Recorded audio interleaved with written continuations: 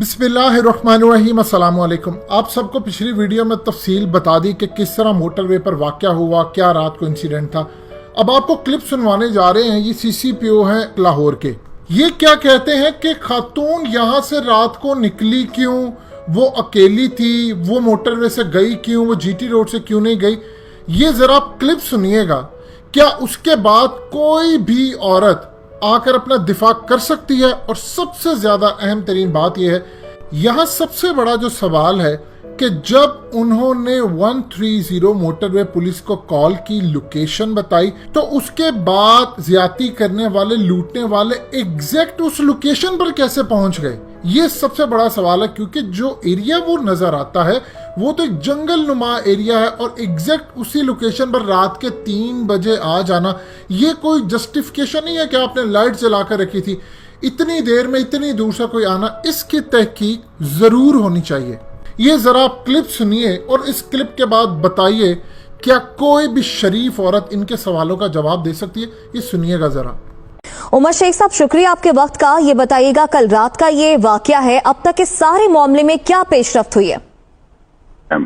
कहानी ये है कि ये खातून, अगर आपकी इल्म में हो तो रात 12:30 बजे डिफेंस से निकली हैं इधर जाने के लिए गुजरांवाला।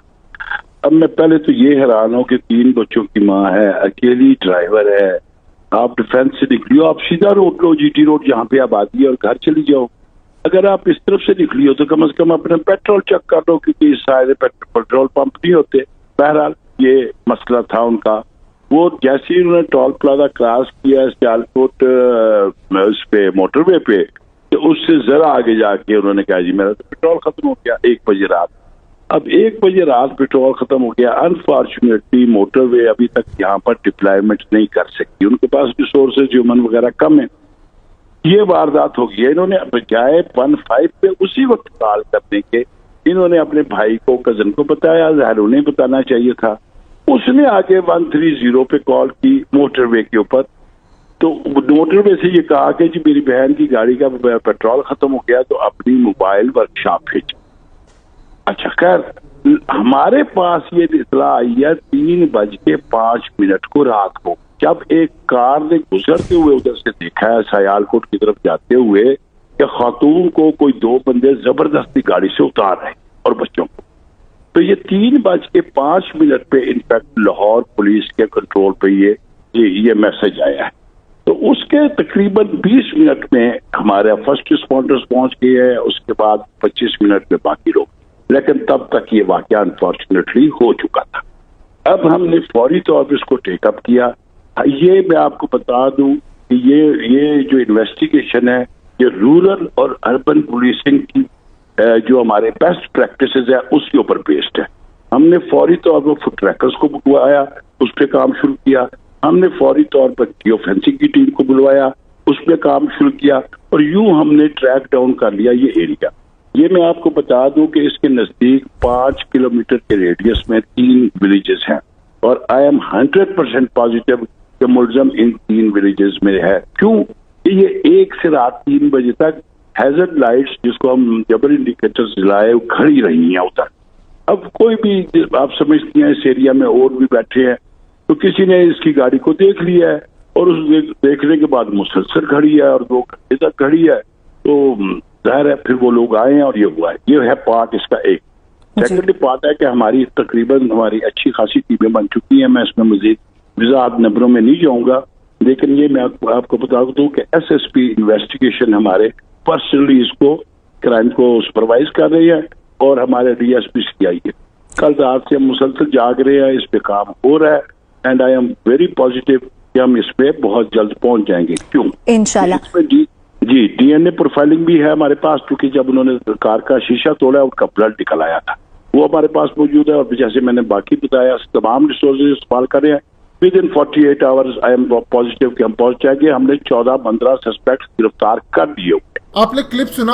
अब सबसे पहली बात यह है कि आप देखें, आम रूटीन में आप 15 पर कॉल करें, आपकी मदद नहीं होती।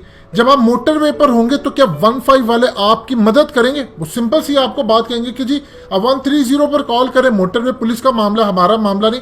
मोटरवे पुलिस को कॉल जाती है اور کال کرنے کے بعد وہ آگے بھیجتے ہیں اور اس کے بعد لڑائیاں ہو رہی ہیں تھانوں کی.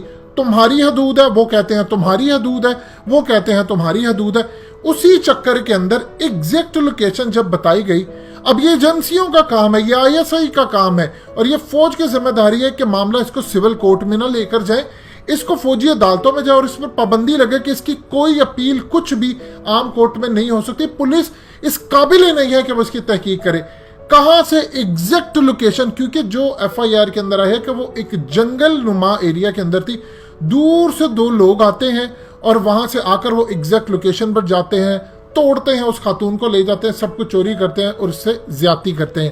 نمبر 1 یہ چیز ہوگی. پھر اس کے بعد آپ دیکھ لیں کہ کیا لازم ہے اس ملک کے اندر کہ اگر کوئی شخص بھول جاتا ہے، کسی وجہ سے کوئی پرابلم ہو سکتی ہے، تو کیا اس کا پیٹرول جب بھی ختم ہوگا تو اس کے ساتھ زیادتی ہوگی؟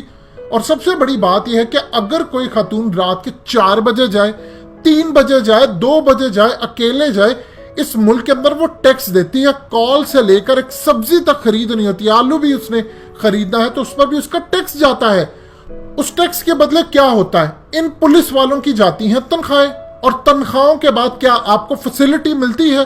بالکل بھی آپ کو فیسلٹی ملتی نہیں، آپ کو کسی طرح کی کوئی سہولت نہیں ملتی. اب آپ بتا دیں اس کے بعد کیا صورتحال بچتی ہے؟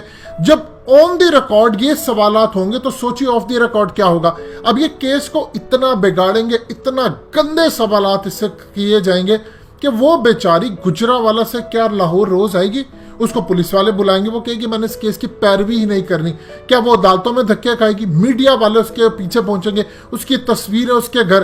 کیا بتائیے اس کے بعد ایک عام سی عورت، ایک عام سی خاتون، اس کو کوئی حق نہیں ہے رہنے کا یہاں پر، کوئی اس کی دیکھ بھال نہیں ہے کہ وہ رات کو جائے، اس کا پیٹرول ختم، اس کے ساتھ زیادتی ہوگی، اس کے بچوں کے سامنے اس کو برہنہ کیا جائے گا، لوٹا جائے گا، زیادتی کی جائے گی اور آپ اسی پر مدعا ڈالیں گے.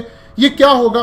پھر زیادہ ملزم پکڑے جائیں گے، وہ بیل پر رہا ہو جائیں گے، کیس کی پیروی نہیں ہوگی، پولیس تفتیش نہیں کرے گی، آپ کا نظام ویسے کا ویسا. اب وقت آ گیا ہے کہ آپ کو پولیس ختم کر دینی چاہیے پاکستان میں. فوج کی نگرانی میں یا تو آپ تھانے کا انچارج ایک فوجی کو لگائیں، کسی کیپٹن کو لگائیں، پورے پاکستان میں بھرتیاں زیادہ کروائیں اور پولیس کا بجٹ کرے آدھا، اس کو دے فوج کو بجٹ، وہاں سے وہ نگرانی کرے. اگر یہی خاتون ہوتی اور اس نے رات کو اسی وقت کسی فوجی افسر کو کال کی ہوتی، آپ دیکھیے وہ نہ لڑتے نہ کہتے تمہاری حدود نہیں، وہ آتے مدد کے لیے. اب وقت آ گیا ہے کہ اگر فوج اس ملک کے اندر ہی سب کچھ کرنے والی ہے تو پھر آپ فوج کو اتھارٹی دیں کہ آپ ہی ہماری حفاظت کریں، کیونکہ یہ پولیس نہیں اس قابل ہے، یہ حفاظت نہیں آپ کی کر سکتی. تھانے کا انچارج ایک فوجی ہو، آپ دیکھیے اس کے بعد کیسے ملک کے اندر امن آتا ہے. یہ ان کے بس کی بات ہی نہیں ہے. عمران خان کی حکومت کو 3را سال ہے، 90 دن میں کہا تھا کہ آپ کو تبدیلی نظر آئے گی پولیس کے اندر. پولیس پہلے سے 10,000 گنا زیادہ کرپٹ ہو چکی ہے، کچھ نہیں بدلا سوائے ان حکمرانوں کے محلات کے. آپ کے ملک کے اندر کچھ بھی نہیں بدلا. اور اس کنورسیشن کے بعد آپ اپنے خدا کو حاضر ناظر جان کر کے بتائیں، اس کی جگہ کیا آپ کی ماں، بہن، بیٹی، کزن، دوست کوئی بھی ہوتی، سوچیے آپ پر کیا بیت رہی ہوتی، جس کو برہنہ سرے عام کریا جائے اس کے بچوں کے سامنے، اس کا زیادتی کی جائے، لوٹا جائے اور پھر اس کے بعد کہا جائے کہ تم یہاں سے موٹر وے سے گئی کیوں؟ اگر آپ موٹر وے پر ٹیکس لینے کے باوجود اس کو بحال نہیں کر سکتے تو بند کر دیں اس سیاپے کو جو ہمارے ٹیکس کے پیسوں پر بھی چلتا ہے اور عوام کو سہولت دینے میں ناکام ہے. دوستو، حقیقت ٹی وی کو سبسکرائب کرنا مت بھولیے، ویڈیو کو لائک کریں، شیئر کریں اور کمنٹ سیکشن میں اپنی رائے کا اظہار ضرور کریں.